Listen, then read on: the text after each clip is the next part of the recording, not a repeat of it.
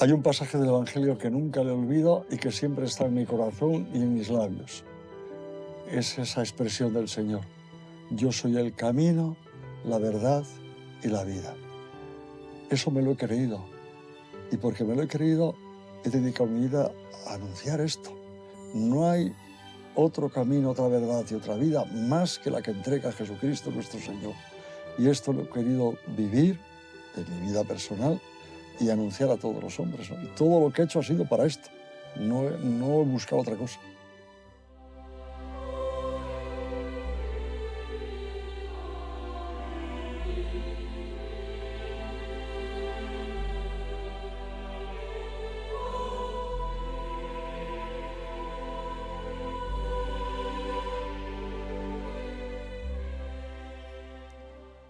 Don Carlos Osoro, muy bienvenido de Méritos y muchas gracias por recibirnos en su casa de Madrid. Gracias a vosotros por darme esta oportunidad. ¿Cuál es su lema episcopal y por qué lo escogió? Bueno, porque es la razón de mi vida. Por Cristo, con Él y en Él. Per ipsum et cum ipso et in ipso. Y bueno, me parecía que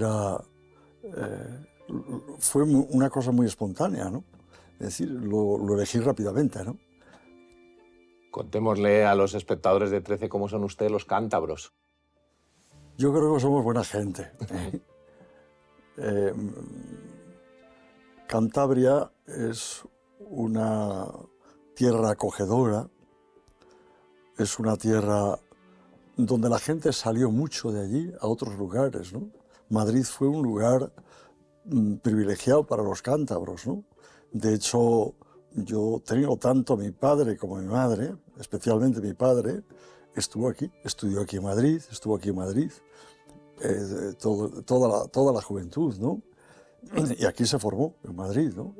De hecho, y mi madre también, porque mi abuelo materno, que tenía vacas, muchas vacas, a todos sus hijos varones les puso aquí una vaquería. Terminaron después con otros negocios totalmente diferentes, ¿no? Pero estuvieron aquí, ¿no? Y sus hijas, pues también, y mi madre, que era la pequeña, pues estuvo aquí. Pero aquí no se conocieron mi padre y mi madre, se conocieron después en Cantabria, ¿no? ¿Cómo se llamaban y a qué se dedicaban sus Mi padres? padre, Carlos, era perito electricista, y mi madre, Eloísa, ¿eh? Y bueno, una familia, yo te digo, tengo un recuerdo entrañable de mis padres, de mis hermanos, ¿no? Éramos una familia muy unida, muy compacta, donde padre y madre significaron mucho en nuestras vidas, en mis hermanos, ¿no? Somos tres hermanos. ¿Su pueblo? ¿Cómo es su pueblo, don Carlos? Mi pueblo Castañeda es precioso, con una colegiata maravillosa en la que fui bautizado, y después ya mis padres ya tenían otra casa en otro pueblo y marchábamos a otro pueblo, pero ya cuando empezamos a estudiar creyeron conveniente, porque había más medios para estudiar, irse a Santander. Y ya terminamos en Santander toda nuestra vida. ¿Lo tuvo más o menos claro pronto o quiénes fueron las personas decisivas en el proceso de su vocación sacerdotal? Bueno, nadie me insistió, porque además en mi familia no había una tradición de que fuese de curas o de monjas o de frailes o de... ¿no? ¿Eh? Eh, yo creo que fue en el colegio donde yo vi sacerdotes y vi primero lo que hicieron conmigo, cómo me ayudaron, cómo me formaron, ¿no? Y segundo, porque yo me pregunté, ¿y por qué yo no como ellos? ¿Eh? Es verdad, yo terminé la carrera, empecé a dar clases, di clases un tiempo, tanto en el instituto como en el Colegio de La Salle, ¿no? Pero es más, recuerdo el primer día de clase, cuando empiezo a explicar, y yo veo allí a toda la gente, yo digo, bueno, pero yo no podré hacer más con esta gente y darle más mi vida. Y terminé yéndome, cuando terminé las clases, a ver al cura con el que yo me confesaba, que era un jesuita, en la iglesia de los jesuitas de Santander, para decirle lo que me había pasado, ¿no? Y ahí pues empieza un proceso de repensar mi decisión, ¿eh? Y tomo la decisión, y entonces yo no recuerdo por qué, pero así, porque debajo de mi casa veraneaba un sacerdote, don Valentín Pacheco, que fue director general de reconstrucción de templos parroquiales a nivel de la Iglesia de España. Y vivía su hermana debajo, que era muy amiga de mi madre. Y entonces se conoce que mi madre le dijo, yo había dicho en casa que me marchaba al seminario, y le dijo a la hermana, le dijo, pues Carlos se quiere marchar al seminario y tal. Entonces me llama Valentín y me dice, tú vete a Salamanca. Yo no sabía que había un seminario de vocaciones tardías. Bueno, ya sabemos que no es una profesión, pero dicen que ustedes, los curas, son de las profesiones, entre comillas, más felices del mundo. ¿Lo volvería a hacer? ¿Usted volvería a ser cura? Por supuesto, por supuesto. Para mí ha sido entrañable. Tanto los años que estuve, que fue muy poco tiempo. Yo estuve destinado, el primer destino fue Torrelavega, la parroquia de la Asunción. Y allí empecé a trabajar con jóvenes. Y allí comencé también a trabajar, es decir, a abrir una casa que existe hoy todavía, que es la Casa de los Muchachos, que eran chicos que salían del reformatorio, que no tenían familia y que, bueno, había que ayudarles, ¿no? Y yo abrí aquella casa, viví con ellos, y ya cuando marcho, porque me nombran vicario general, pues acceden unos sacerdotes especializados en ese trabajo y en esa tarea, ¿no? Pero esa casa fue entrañable para mí, fue un momento importante de mi vida, ¿no? Porque fue ser padre, madre, tía soltera, abuelo, abuela, es decir, había que ser de todo con aquellos chavales, ¿no? Pero fui muy feliz y sigo siendo feliz con ellos porque no olvidaron, ni olvidan, ni ellos, ni ahora sus mujeres y sus hijos, pues que yo fui algo importante para ellos. Volvería a ser cura sin dudarlo, volvería a ser obispo también, a pesar de los dolores de cabeza que la gente no lo sabe, pero lo difícil que es ser obispo. Pero es uno muy feliz también, ¿eh? Yo, cuando me dicen algo, es que hay mucha más felicidad que... problemas los hay también cuando eres sacerdote. Tienes que resolver situaciones, si de verdad te enfrentas con la vida. De obispo, naturalmente, pues tienes más responsabilidad. Pero es de las tareas más bonitas y más bellas que han podido sucederme en mi vida. Yo doy gracias a Dios por todo lo que ha hecho conmigo. ¿Cómo ve el tema de las vocaciones hoy, don Carlos? Bueno, yo creo que no es fácil despertar el hambre de Dios y el hambre de identificarse para hablar de Dios a los hombres, ¿no? Pero yo creo que hay gente, ¿no?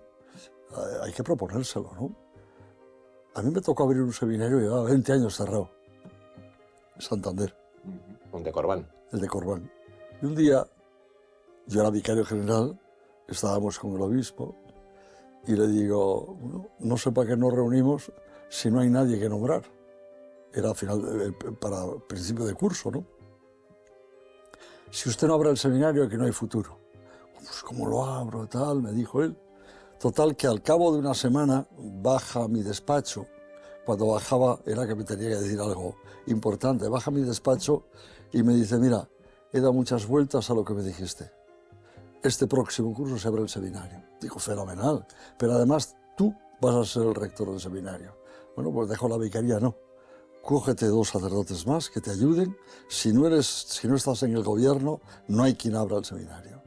Bueno, pues así lo hice. Yo creo que en esos momentos tenía razón y así me atreví a abrir. Yo no hice problemas de lugar. Estaba el seminario de Corbán, que era grandísimo, y para los que íbamos a empezar era demasiado grande, pero allí empecé a abrir el seminario, gracias a Dios, y hay muchos sacerdotes que hoy lo son en Santander, grandes sacerdotes que siguen anunciando a Jesucristo. ¿Qué importancia tenemos las familias católicas, en la acogida de esas vocaciones en estos tiempos también recios, ¿no? Una importancia fundamental, es decir, la familia es la que fragua la vida, las opciones fundamentales de un ser humano, ¿no? Cuando Dios es importante en la familia, pues el hijo, eso se transmite por ósmosis, es decir, se contagia de alguna manera. Yo no es que esté hablando de unos padres que nos obligasen, no, padres normales, de misa de domingo, pero en los que pues yo veía a mis padres pues que rezaban. Yo recuerdo a mi padre que ya hasta muy mayor ya, el pobre, ya enfermo, ¿no? Pero la señal de la cruz, y cuando se quedaba solo, o estábamos allí, ¿pero qué haces, papá? Dice, dejadme que estoy rezando. Es decir, todas las cosas graban la vida de un ser humano, ¿no? Y yo las cosas no las puedo olvidar. Y no es que fuese un gran teólogo, no, no, era un hombre muy sencillo, de corriente, de gente de los que hay por ahí, ¿no? Pero muy coherente con la fe cristiana. Han dicho algunos de los últimos papas que la verdadera teología se hace de rodillas, de manera sencilla, ¿no? Sí. ¿Qué le gusta?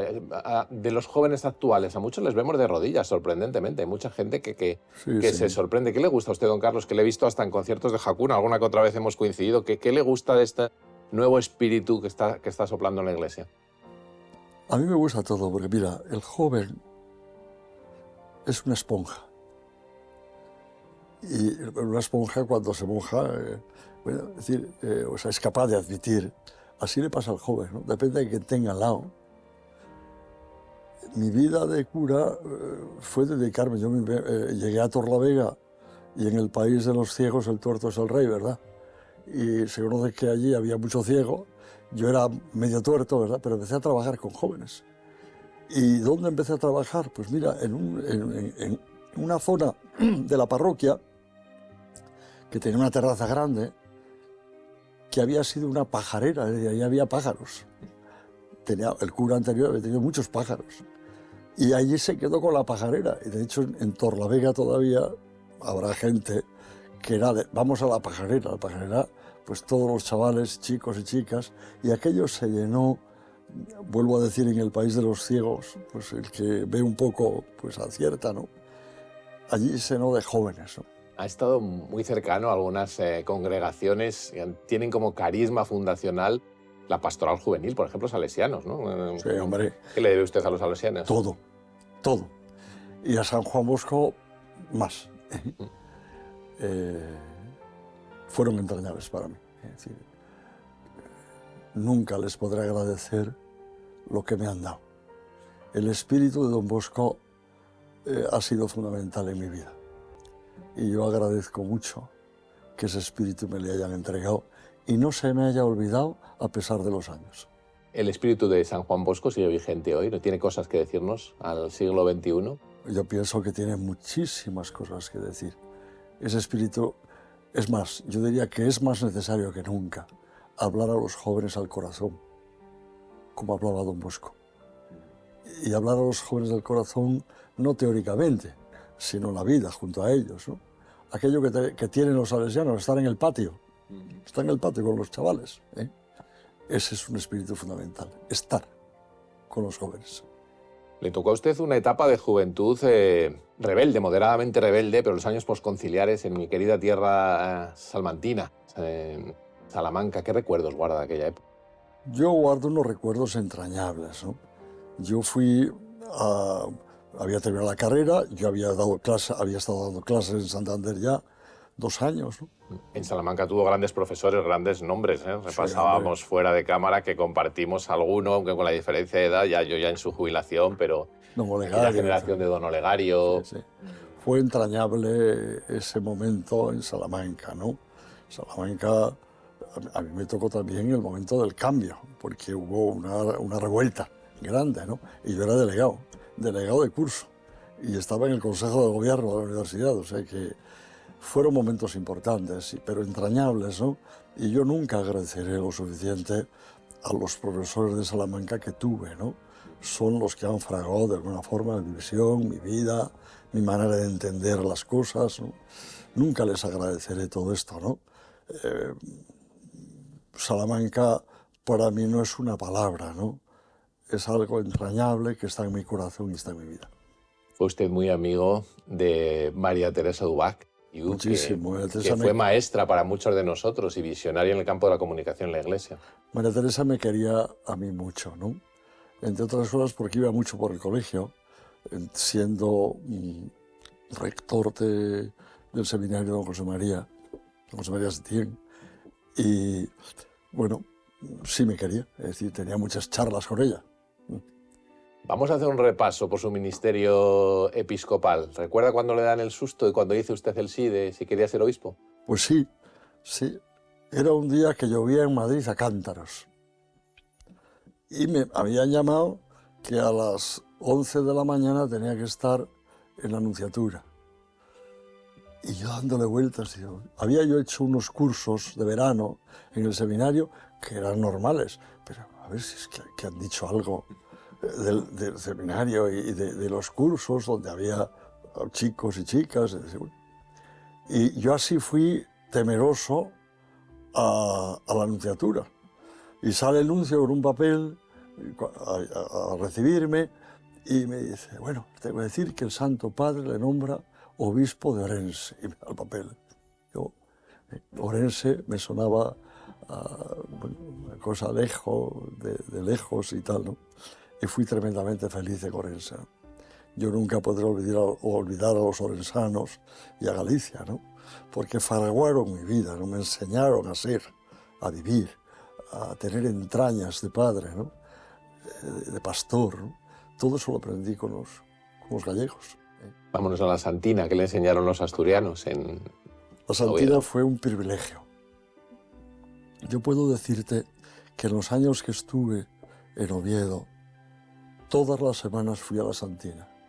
A veces estar en el pozón abajo, cuando todo el mundo estaba durmiendo, porque eran las 12 o la 1 de la mañana. Pero no falté una semana, en todos los años que estuve en Asturias, en ir a la Santina y pedirle su ayuda, su protección, que así lo hizo. Yo viví con mucha alegría y con mucha paz mi trabajo en Asturias, ¿no? El asturiano tiene un corazón muy grande, ¿no? Muy grande, muy grande, muy grande. Y cuando tú te entregas, te da todo lo que tiene. Te da su persona. Esa es Asturias, gracias a Dios. Y de ahí a Valencia, la tierra de la luz. Y de allí, pues, fui a Valencia. En Valencia, pues, ¿qué voy a decirte? Lo saben los valencianos, fui muy feliz, me hicieron muy feliz, ¿no? Allí trabajé mucho, pero siempre había respuestas. El valenciano es alguien que se adelanta incluso, ¿no? Tú dices una cosa para hacer y enseguida se empieza, ¿no? En ese sentido, pues he sido un privilegiado, ¿no? Es decir, en todos los aspectos, ¿no? He aprendido en todos los lugares donde he estado, ¿no? Porque cuando uno va con los ojos abiertos y con el corazón para acoger a toda la gente, es cuando aprende las cosas, ¿no? Si ya vas con prevenciones, no aprendes casi nada. Estás a ver qué viene, ¿eh? Pero cuando vas abierto a todo lo que viene, ¿no? Y lo acoges, lo que crees que tienes que acoger, y decides también decir una palabra en aquello que no puedes acoger, eso es importante. Y hablando de apertura, a la casa, al hogar abierto al mundo, que nos acoge a muchos que no somos de Madrid, con sus durezas también, pero este Madrid que acoge arzobispo de Madrid, después de Valencia. Madrid somos muchos, pero tienes mucha gente muy buena, muy buena, muy buena, ¿eh? Convencidos de que Jesucristo es el camino, la verdad y la vida, y convencidos de que hay que anunciar a nuestro Señor. Enamorado también de la Virgen de la Almudena, pero aquí no hay obispo que pase que no... Por supuesto, ¿no? La Virgen de la Almudena es verdad que es una advocación de la Virgen, pero aquí tiene una singularidad especial, ¿no? Y tiene una atracción especial, ¿eh? Yo no sé por qué, pero aún hoy yo sigo, claro, estoy muy cerca, ¿no? Y sigo paseando y visitando, ¿no? La Almudena no solamente es un nombre, es un rostro de la Virgen, pues cercano, que ilusiona, porque es un rostro que te ayuda a descubrir el canto de la Virgen. Proclama mi alma la grandeza del Señor, se alegra mi espíritu en Dios mi Salvador. Yo creo que eso es necesario siempre, y cuando uno está jubilado mucho más. Pero no hemos mencionado a San Isidro, e imagino que ya lo conocía, que lo ha conocido más desde que está en Madrid y que también hay una palabra de San Isidro para el año 2025. Hombre, lo he conocido mucho, porque en el pueblo de mi abuela materna, el patrono era San Isidro, y allí celebrábamos, viviendo mi abuela, celebrábamos la fiesta... El 15 de mayo, como Dios manda. De San Isidro Labrador, con todas las consecuencias, ¿no? Y por tanto es un santo cercano, de esos de la puerta de al lado, ¿eh? Es decir, que a toda la gente, pues, y especialmente en los pueblos agrícolas y ganaderos, ¿no? Era un hombre importante, era un santo cercano, ¿no? Para mí el hecho de estar en Madrid, ¿no? Se ha hecho mucho más cercano, por supuesto, ¿no? Y ha sido alguien al que me he encomendado en muchísimas ocasiones, ¿no? En mi estancia aquí en Madrid, ¿no? A quien le he pedido ayuda y nunca me ha defraudado. San Isidro es de esos santos que se manifiesta en la cercanía, en la sencillez, en el día a día, no hace grandes explosiones de ningún tipo, pero se manifiesta en la vida diaria y te ayuda en la vida diaria, que eso es lo más importante, ¿no? Es muy bonito ver un Madrid tan grande, urbano, ¿no? Ver a un santo, pues eso, San Isidro Labrador, un hombre sencillo, pero yo creo que esto es lo que ayuda a que Madrid también sea esa ciudad acogedora. Parece mentira, pero yo siempre he pensado que San Isidro ha ayudado a que Madrid sea así. Es un santo, eso, cercano, abierto, no pone dificultades. Es más, uno viendo a San Isidro, no, pues cualquiera podría ser santo. ¿Por qué? Porque no hace grandes cosas, ¿no? Pero hace todo a la vez, ¿no? Vive para los demás, sirve a Dios, sirve a los hombres y a nadie le sobra, ¿no? Porque a San Isidro se acerca a todo el mundo, ¿no? No es de esos santos que te da respeto, ¿no? Es un hombre muy, muy cercano. ¿Y ahora en esta etapa final se acostumbra uno a ser emérito o no del todo? Yo creo que sí. Ser emérito, hay momentos en la vida en los que tú necesitas reposo, descanso, integrar lo que has vivido, saborear también todo lo que Dios te ha dado en los momentos de tu vida. Yo creo que eso es muy importante en la vida, ¿no? Sedimentar lo que Dios te ha dado y hacerlo, ponerlo en su lugar y en su sitio es fundamental, ¿no? Yo creo que Dios te da tiempos para trabajar, para pensar, para respirar, para descansar, para coger. Yo creo que esos tiempos hay que saberlos aprovechar. Y yo creo que este es un momento importante de la vida, ¿no? Donde uno además pues va viendo las cosas y va diciendo, pues yo hubiese mejor hecho esto de esta otra manera. No es que te lo eches en cara, porque uno ha hecho lo que ha podido y lo que ha sabido en cada momento. Pero también la vida te da una experiencia que te hace recapacitar y descubrir que hay cosas que podías haberlas hecho de otra manera. ¿También a los obispos les toca pedir perdón de vez en cuando? Siempre, siempre, siempre. Siempre hay que pedir perdón, porque siempre nos confundimos, o muchas veces nos confundimos. Una de las niñas de sus ojos, don Carlos, por motivos biográficos, pastorales, ha sido la educación. Nos la seguimos jugando hoy en la enseñanza y en la enseñanza católica particularmente. Totalmente, totalmente. Naturalmente yo procedo de la educación. Mi primer trabajo fue educar, ¿no? Y para mí eso es clave, ¿no? Es decir, lograr proponer a quienes tienes al lado, a los jóvenes, a los niños, ¿no?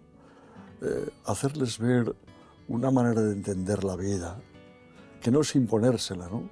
Una manera agradable para uno y para los demás, porque construye siempre dispone a los demás como alguien importante, el más importante, ¿no? Y me hace verle así, como el más importante.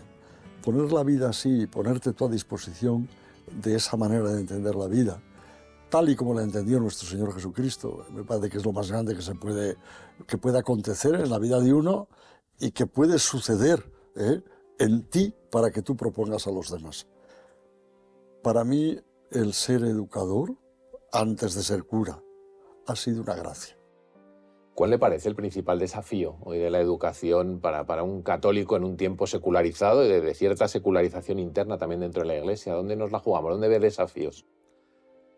En primer lugar, es decir, el centro, por supuesto, tiene que estar en Jesucristo. Es decir, que Jesucristo no es una anécdota más, ¿no? Es una persona que cuando entra en tu vida la fragua y te da una manera de ser, de entender a los demás, de vivir junto a los demás, de responder a las situaciones que haya en el mundo y en la vida, de comprometerte en las circunstancias que fuere, ¿no? Y en ese sentido a mí me parece que es fundamental, ¿no? Y claro, cuando hay una educación donde la persona de nuestro Señor no es una anécdota, sino es fundamental, ¿no? Para mí ha sido clave la figura de Pedro Poveda. ¿Por qué? Porque es un sacerdote a quien yo ya conocía cuando había estudiado pedagogía, pero que después, estando en Oviedo, pues naturalmente lo conocí mucho más. Tuve necesidad de conocerlo, de leer muchas más cosas de él, ¿no? Por su vida y por su relación también con la diócesis de Oviedo, ¿no? Entonces a mí me parece que es un hombre clave, ¿eh?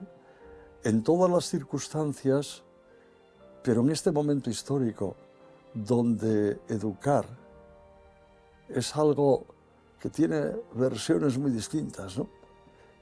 Pero tener la figura de Pedro Poveda delante te ayuda a descubrir dónde está el corazón que tiene que tener el educador, ¿no?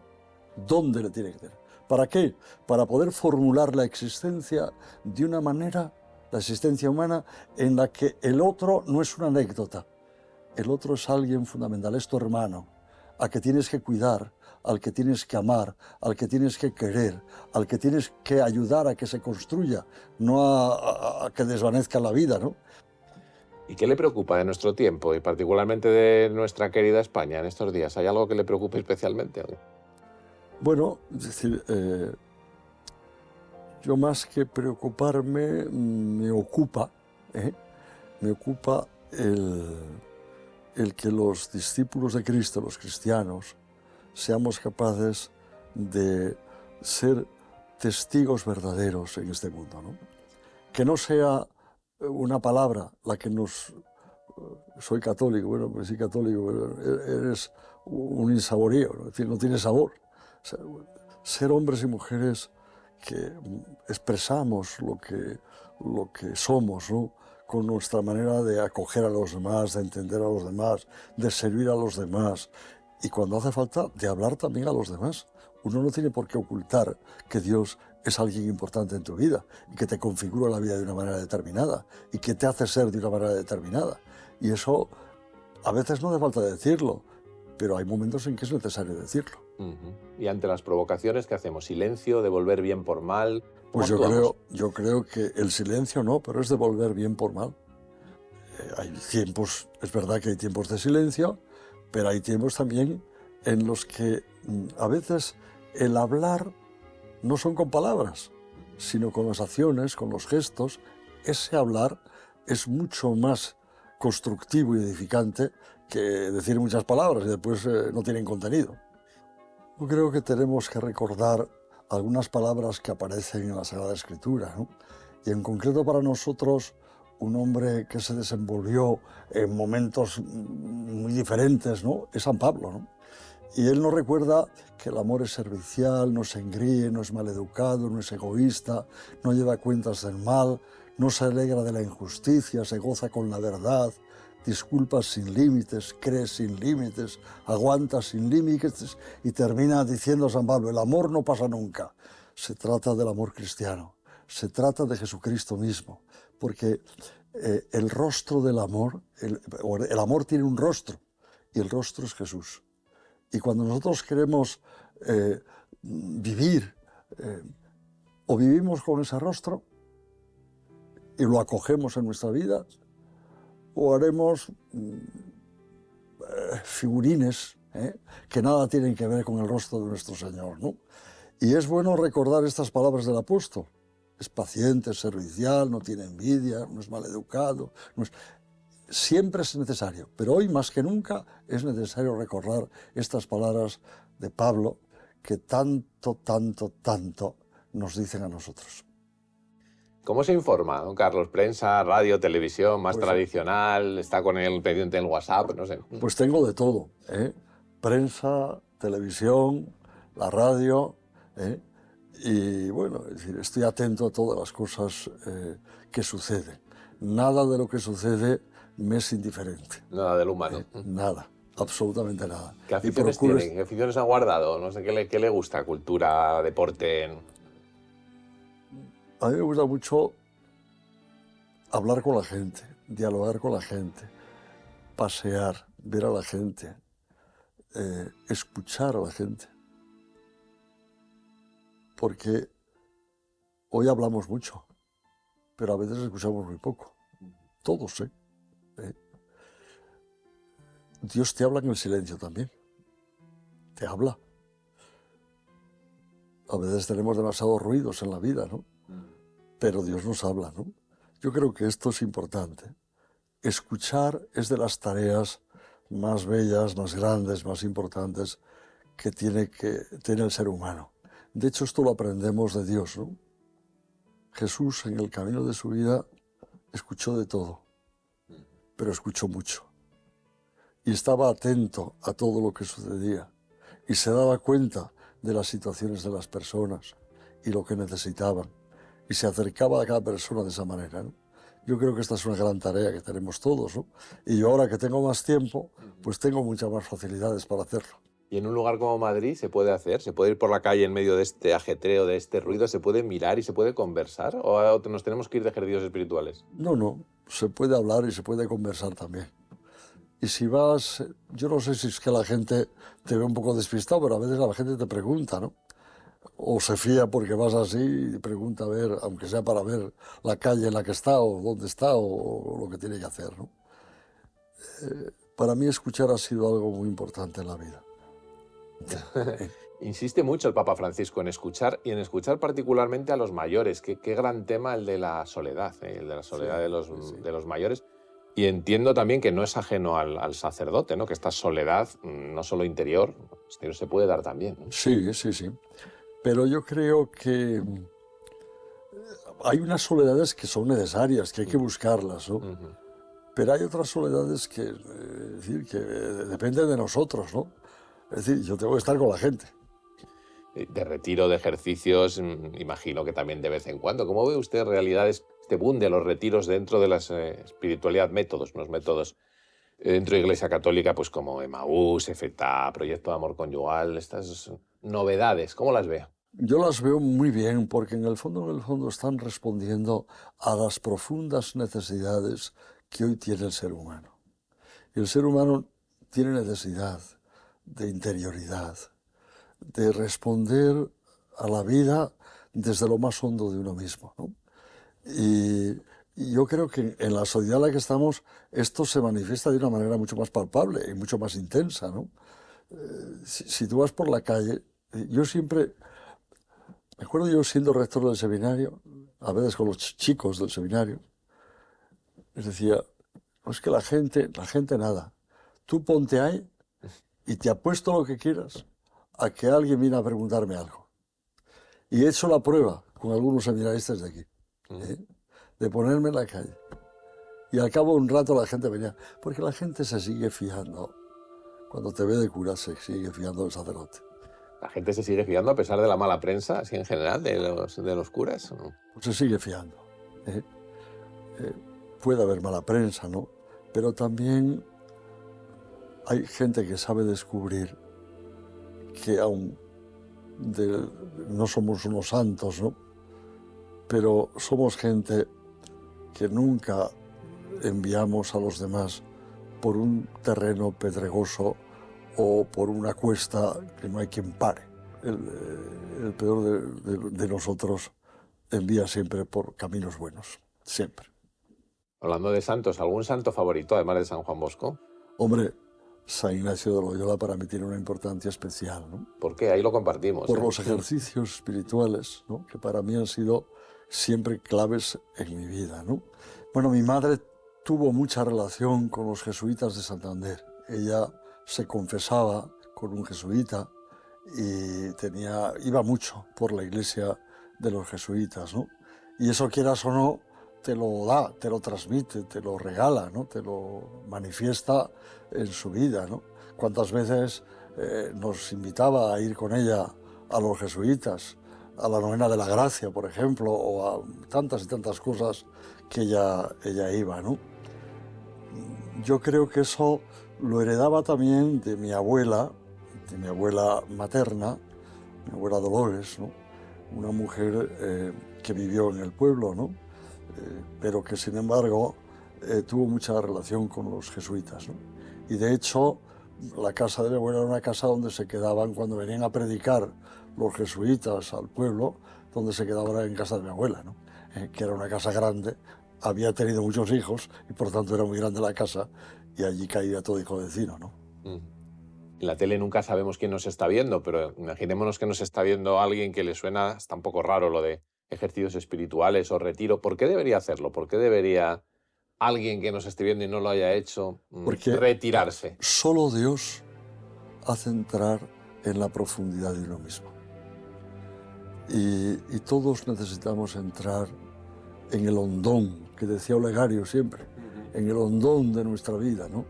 Y en el hondón de nuestra vida se fraguan las grandes cuestiones de nuestra vida y las decisiones más importantes de nuestra existencia. Y cuando uno está en esa hondura y tiene delante de Dios, o lo hace delante de Dios, toma decisiones importantes que son además de una hondura especial para la existencia humana.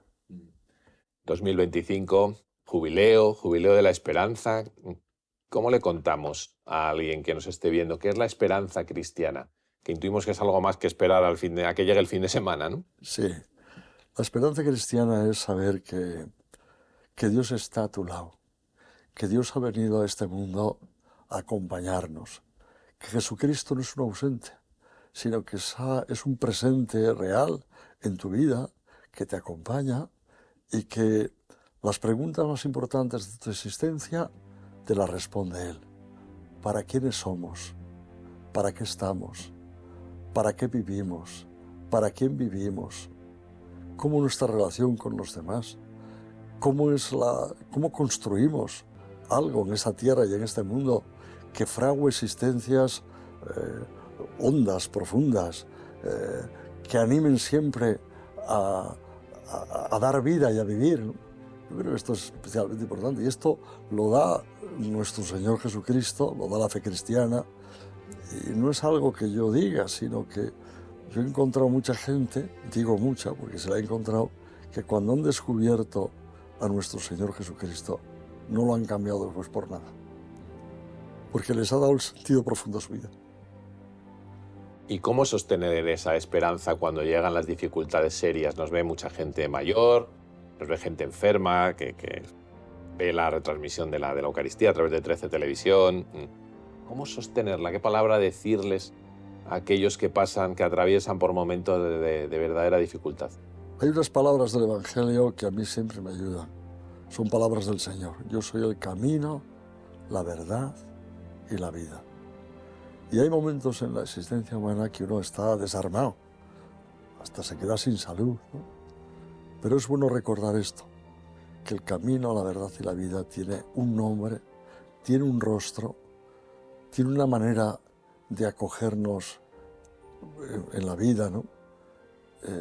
Y sabemos que cuando nos sentimos acogidos por Él no estamos perdidos, nada se pierde. Solo Dios basta, ¿eh? Nada te turbe, nada te espante. Quien a Dios tiene todo. Solo Dios basta. Una manera de entender la vida con acentos teresianos. ¿Cuáles son esos acentos teresianos que le tengan algo que decir a la gente de hoy, en el 2025? Bueno, eso de solo Dios basta, es un acento importante, porque a veces buscamos muchas cosas y nada nos llena. O sea, terminamos una carrera, creemos que eso es, pues sí, pero no te llena de todo. Es decir, hay un rostro, hay un nombre, Jesucristo, que es el que te llena la vida. Y quien se ha encontrado con Él, no lo abandona nunca. Vamos saltando de santa en santo, solo Dios basta, y está recorriendo, aunque sin nombrarlo, a un San Agustín, ¿no? Sí. Nuestro corazón está inquieto hasta que descanse. Vamos de inquietud en inquietud, de carrera en carrera, de diócesis en diócesis. Pero con la mirada allí, ¿no, don Carlos? Es que si se pierde esa mirada, no basta Dios, buscas otras cosas. ¿Eh? Y la mirada hay que tenerla fija, bien puesta, aunque naturalmente tú pases por muchos caminos, ¿no? Pero la mirada nunca la pierdas, porque si pierdes el motivo fundamental de tu vida, has perdido todo. ¿Eh? Y esa mirada final en este mundo, eterna, ¿cómo se mira? ¿Le da miedo algo? ¿Le da miedo la muerte, don Carlos? Pues, hombre, me da respeto cuando lo pienso, ¿no? Pero sé que es algo que tiene que suceder. Tú tienes vida eterna, ¿no? Lo sabemos por la fe que tenemos, ¿no? Pero sabemos que en este mundo tienes un tiempo, ¿eh?